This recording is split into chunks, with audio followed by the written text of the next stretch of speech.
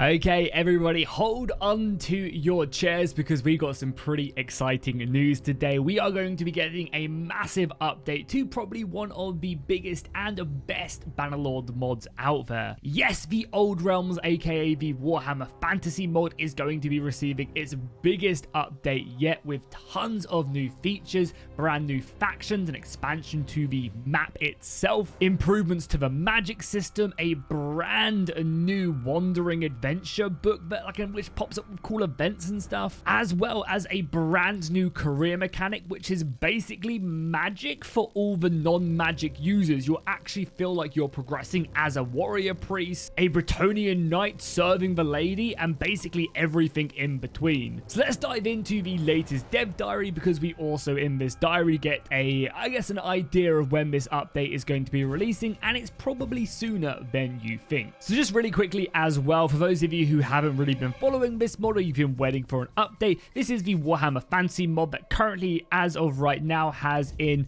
I think 4 to 5 elector counts from the Empire, and a lot of the southern states have been completed. It has tons of magic, which are by far the best we've seen in Bannerlord itself, as well as the vampire counts, and a minor halfling faction in the moot that isn't really fully fleshed out or done yet, but for the most part we do just have them two, and then also some chaos warriors. But again, that faction in of itself hasn't really been developed yet and will get improved on later on down the line. And honestly, that is just really a scratch of the surface, but just to give you guys a good idea of actually what's currently in the mod, there is tons more, and yeah, they've done stuff that you wouldn't even expect them to do. It's really impressive. But let's talk about the brand new dev diary that they have just dropped. They drop these every single month, and they kind of give us a good idea about what's coming. So at the top of the dev diary, we immediately get some amazing news. They go ahead and let us know that they're going to be teasing more stuff as we progress towards the next major update, that they can now confidently enough give us a good idea of when it's going to be, and that is going to be the last week of August. So the last week of August, which is probably 3 weeks from when this video is going live,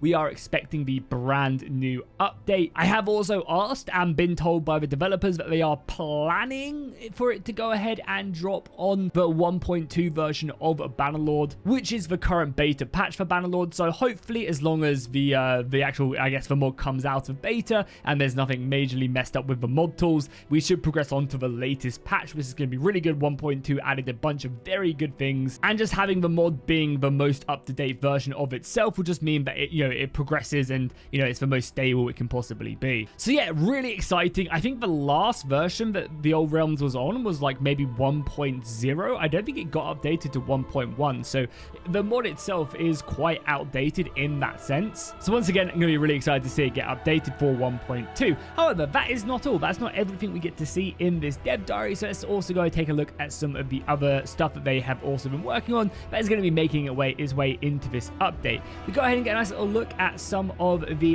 damsel costumes. Again, this is going to be one of the mage units for Brittonia, the brand new faction, and a lot of this will be focused around that. As we continue to progress down, we also get a look at some of these staff assets as well that these mages will be using on the battlefield.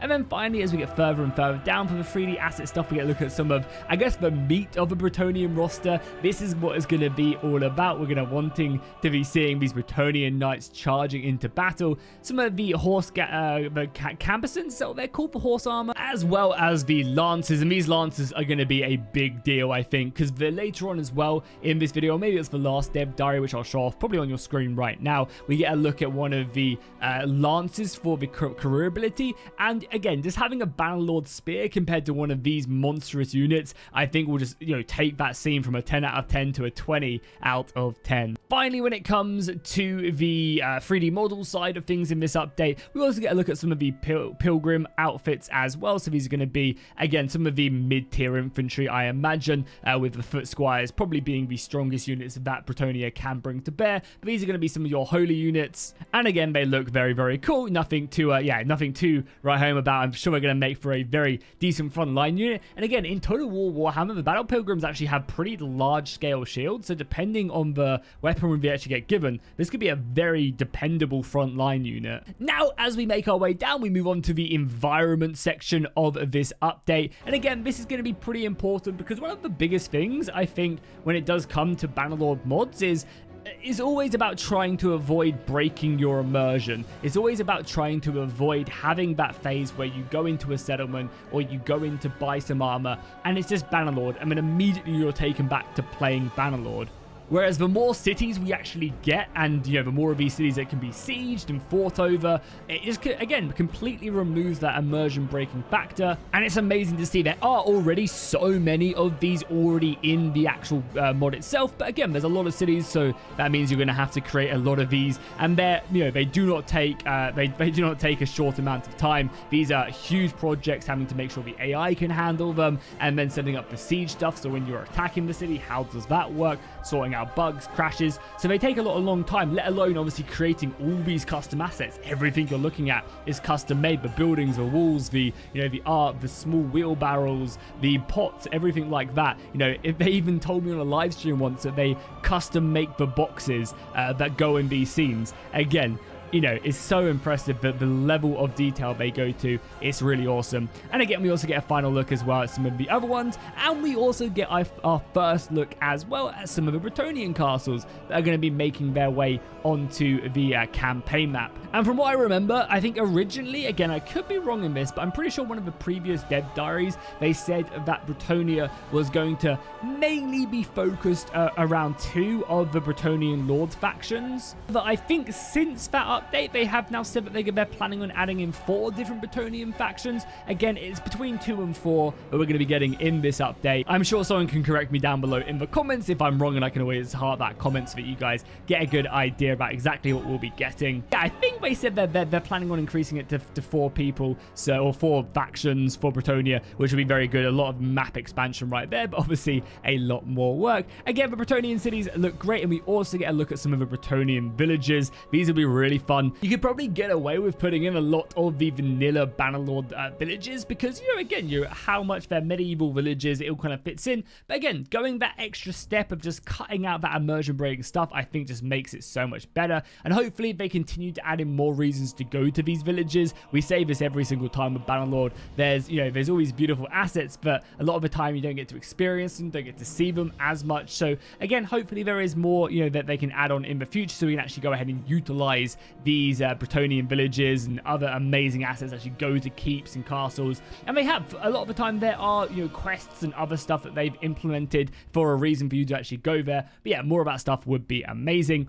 Then we get onto the code section of it, and again, we get to take a look at I think one of the mages for the Brittonians, as well as the warrior priest classes when it comes to the new career system, which is going to be game changing for those of you who are more of the martial background characters and don't like to use magic as much. Here we get to see some of the custom icon 2D art for the abilities and stuff that you'll be using. We get a nice little glimpse of the actual career system for the warrior priest. So again, if you haven't seen this in one of my previous videos, basically as you progress as a character, you're going to be able to put points into special paths and increase that. And as you go further and further, you'll unlock better abilities. For that, again, you have to be a warrior priest to unlock this one. But it will go ahead and improve you, and you'll feel you're just as powerful as all the magic characters or all the other fantasy ones, which is very cool. Again, we get a nice little video here. We get to see the comet up close and personal. So again, this I think will probably be one of the mid-tier things. And again, it's a very effective spell. It doesn't just wipe people out like a burning skull, because I think one of the big things is making it so it's not just another version of magic. You want a different utilization of that, and I think that comet will be great because it knocks people down. Again, you will see the next one again right here. We do have the damsel of the lady lady career path right here, which they can level up. And if we take a look at it, it's a very, very effective spell. And you can see it doesn't necessarily do tons of damage, but it knocks people down, which is going to be great because it's going to disrupt big formations. It's going to allow your magic, your artillery, your mortars to go ahead and zone in that little bit more. So they're, again, much more utility spells, and you can tell that they're utility spells because, again, they're finding that way to knock them down. And even with, say, like their damage system, they have a completely custom damage system where damage is split into several different types of damage. You can do like holy damage, physical damage, several like fire damage, you know, and that all is kind of calculated differently in Bannerlord. So you can also have resistances against certain things, which again just plays into the whole kind of support aspect that little bit more. We also get a little look at some RPG text adventures you can go over, so a little bit more flavor whilst you're on the move. These events are going to pop up and you're going to have to make some decisions as well. Again, this is a really cool system. It'd be kind of nice if you actually have to like go into villages to go ahead and progress these and stuff. Give us like some, almost like some clue scrolls from RuneScape. Could be kind of cool. But this is going to basically just be like a nice little adventure that you can go on and yeah, give you something else to kind of think about as you're progressing on in the game with some lore inspired stories. Is going to be very cool. I'm also going to go back to the June blog right quickly. We'll just run through it very, very nicely. So again, even though the Empire is the main focus, we're constantly getting improvements to their armor. We also get a look at some of the Brittonian custom shields, the amazing looking Knight of the Realm. This is, oh yeah, it looks great. Again, them antlers, the armor itself looks absolutely incredible. Again, we get to see a bit of the career system. Again, this is one of the Grail Knight career systems, and you can see a bit more about how it actually works. You can like progress your points. You're going to need a certain amount of points to go in, and again, boom, right there you can see it expands out to give you quite a few really good bonuses, whether it's damage reduction, more experience, more damage, happiness inside of your camp, better upgrades. There's going to be utility, there's going to be damage. This could be a great way to expand your character. We also get to look, so this is what I was talking about earlier actually. I probably didn't put it up on your screen there, but yeah, here we go. So this is one of the special Grail Knight abilities. They can basically just, for a short period of time, you can see down here in the bottom left-hand corner, for a short period of time, you basically can constantly keep that couch lanced, and you just rip through enemies. And that's going to look way better, I think, with the actual proper lances that they've got made in, rather than just a normal Bannerlord spear. Again, we get another look at one of the Blood Knight ones, which is, of course, the vampire counts. Very expansible. They get more health regen. They get more damage when they enter melee. They also get an increase to some of their other abilities as well, like health, regeneration, damage on hit, and you can see this is one of the insane abilities right here. You can basically just pop it and you go literally sicko mode for a short period of time. You don't take any damage. You get such insane physical resistance, and you just chop through enemies. Yeah, again, this is going to be brutal, and the AI should utilize these abilities as well, like they do magic, which will be very good. Again, we get some really cool, just beautiful images of this mod, also some more music, and that's going to be it for the for this devlog as well. If you want to check out the previous one, I've got videos on that. I'll link them down below in the description for you. But yeah, the update is coming. We only have to wait a little bit longer. End of the month again. Things could come up and problems with converting it to 1.2. Maybe some stuff isn't quite ready yet. But for the most part, unless they run into some big issues, we should be getting this update in the next, 3 to 4 weeks, which is super exciting. I myself, of course, will be covering this on streams and also with a brand new Let's Play. So if this is something you guys want to see, make sure you subscribe to the channel, drop a like, drop a comment down below. It really honestly does help out. And let me know what you'll be doing when this update does drop. Are you going to immediately be going for another Empire run, checking out the Vampire Count Blood Knight career system, or going straight into the new content over in Brittonia and fighting for King Leoncoeur? Let me know, and I'll see you guys in the next one.